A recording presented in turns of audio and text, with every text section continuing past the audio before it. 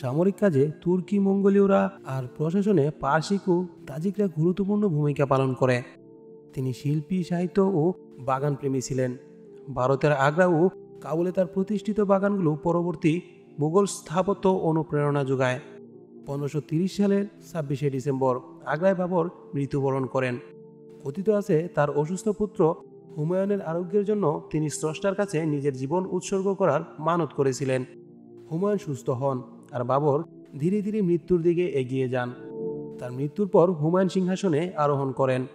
বাবরের সমাধি প্রথমে আগ্রায় হলেও পরে কাবুলে স্থানান্তরিত হয়। তিনি রেখে যান শুধু একটি সাম্রাজ্য নয়, বরং একটি সাংস্কৃতিক উত্তরাধিকার, যা পরবর্তী 2 শতক ধরে ভারতীয় উপমহাদেশের রাজনীতি, স্থাপত্য ও সংস্কৃতিকে প্রভাবিত করে। ফারগান পাহাড় থেকে শুরু করে দিল্লির সিংহাসন পর্যন্ত বাবরের জীবন ছিল যুদ্ধ, কৌশল, সংস্কৃতি আর উত্তরাধিকারের এক মহাকাব্য। তার স্থাপিত মুঘল সাম্রাজ্য ভারতীয় ইতিহাসের সবচেয়ে শক্তিশালী ও প্রভাবশালী অধ্যায়গুলোর একটি হয়ে থাকবে চিরকাল।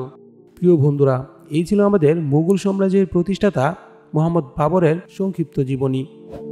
যদি আমাদের ভিডিওটি আপনাদের ভালো লাগে তাহলে অবশ্যই সাবস্ক্রাইব করে আমাদের সাথেই থাকবেন এবং পরবর্তী কোন বিষয়ের উপর ভিডিও দেখতে চান আমাদের কমেন্টে জানিয়ে দিবেন। ধন্যবাদ। আসসালামু আলাইকুম ওয়া রাহমাতুল্লাহি ওয়া বারাকাতুহু।